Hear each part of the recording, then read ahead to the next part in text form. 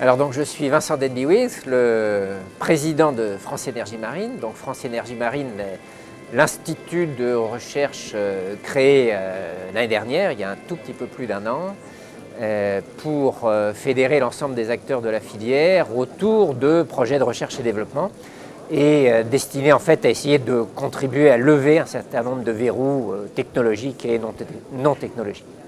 TETIS, c'est l'occasion de retrouver l'ensemble de nos partenaires et au fond de faire des réunions un petit peu informelles qui permettent d'avancer sur des tas de sujets, que ce soit des sujets d'organisation, des sujets de financement, des sujets de réflexion sur le fond. Donc au fond, c'est l'occasion de s'immerger au sein de cette communauté des énergies marines qui prend une véritable existence aujourd'hui. France Énergie Marine, au fond, s'il fallait que je résume, c'est la réunion de l'ensemble des acteurs de la filière qui vont contribuer à l'avancée de la recherche et développement dans le domaine. Alors, qui sont les acteurs que nous avons autour de la table, soit comme adhérents, soit membres du conseil d'administration? D'abord, les conseils régionaux littoraux, qui jouent un rôle évidemment majeur du fait des zones dans lesquelles on immergera les énergies marines, ou plutôt les technologies d'énergie marine, du fait par ailleurs des ports qui seront nécessaires pour l'ensemble de la manutention et de la construction.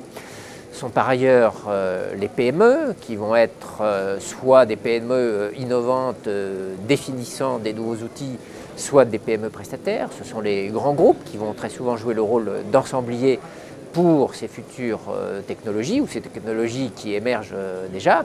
Et puis bien entendu, ce sont les bureaux d'études, les instituts de recherche et les écoles de formation ou instituts de formation. Alors France Énergie Marine est née il y a un an, a engagé son premier programme de recherche avec un certain nombre de projets de recherche au mois de juillet dernier. Les membres de France Énergie Marine augmentent régulièrement. Nous avons dépassé aujourd'hui 60 membres.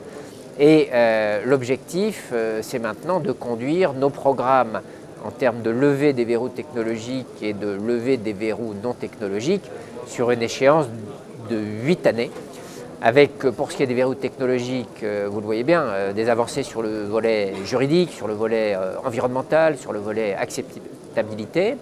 Et sur les volets technologiques, on l'imagine très bien, ce sont les turbines, ce sont les connexions, ce sont la résistance des matériaux dans des milieux qui sont assez agressifs, puisqu'on choisit des milieux qui sont en général les plus agités dans le monde marin, ce qui est un petit peu un défi pour la technologie.